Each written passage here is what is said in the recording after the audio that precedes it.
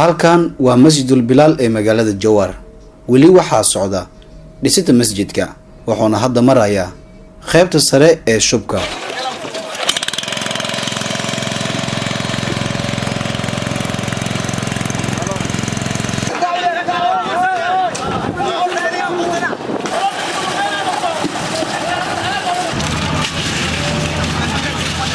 culimada masjidul bilaal ee magaalada Jowhar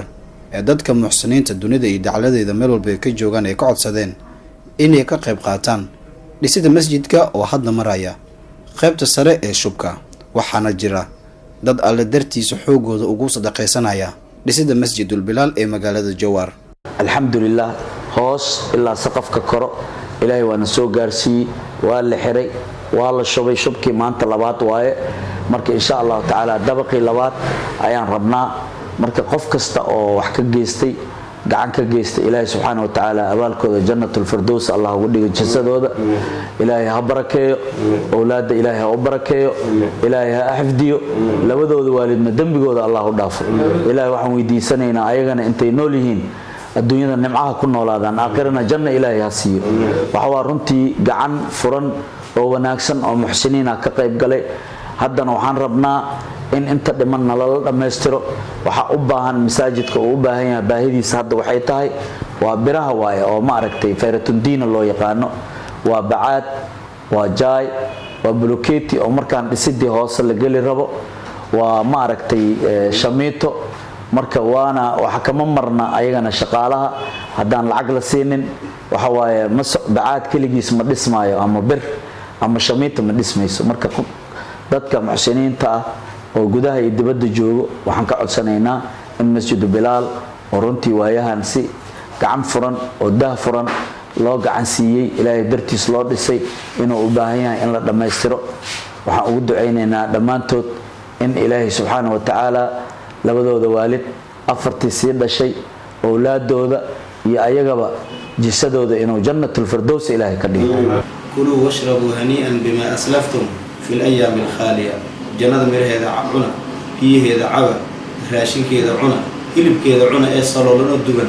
إلهي وحير ولحم طير مما يشتهون وحصلنا وحلو عنا دون السبب صببت الوعنا إن علماء الحيرين هنيئا بما أسلفتم في الأيام الخالية وعلى لجدا ما المه الدنيا هوش أسوق وتنصبت الجلا ولذلك مرك أيها الإخوة صببت سبقول دونتين وأنا بشار إلهي بشاري وعقلوا إلى القرآن كليه والذين ينفقون أموالهم بالليل والنهار سرا وعلانية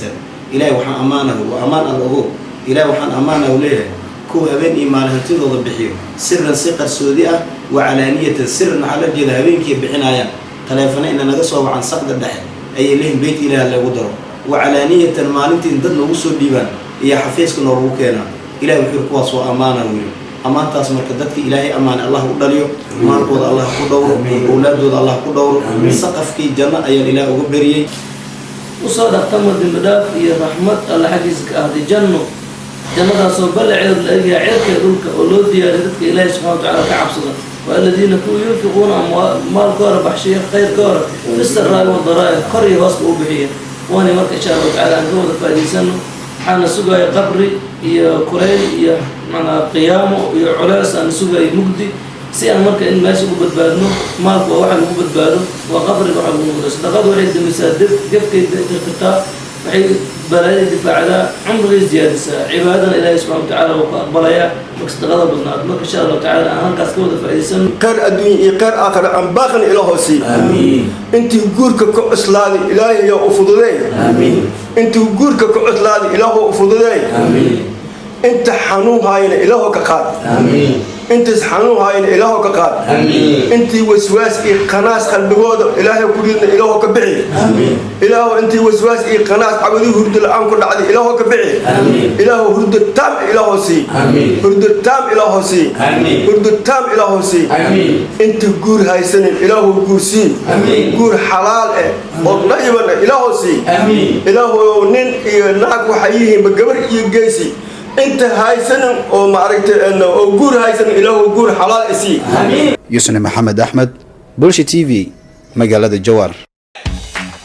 shirkadda Dahab Shiil waxay macaamiisheeda meel kasta oo idaafaha caalamka ay ka joogaan ugu bushaaraynaysaa in iyaga oo jooga guryahooda ama base goobahooda shaqo ay heladooda iyo asxaabtooda lacagaha ugu diri karaan si fudud adiga oo isticmaalaya abka Talk Remit sidoo kale waxaa lacagaha lagu soo diro ku heli kartaa adeega e-Dahab